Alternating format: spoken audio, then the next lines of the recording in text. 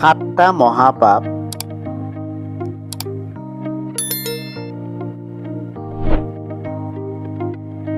এক, কৰ্মৰ অবিহনে সম্পত্তি। দুই, বিবেক অবিহনে আনন্দ।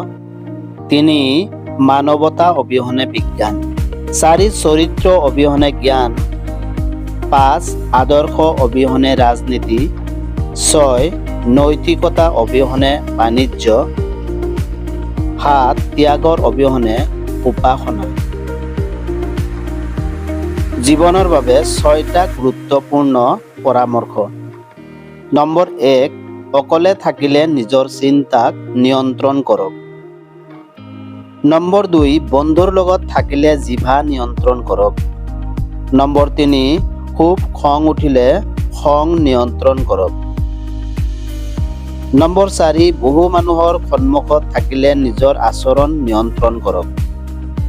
নম্বৰ পাঁচ, বিপদত পাৰিলে নিজৰ আৱেগ নিয়ন্ত্ৰণ কৰক।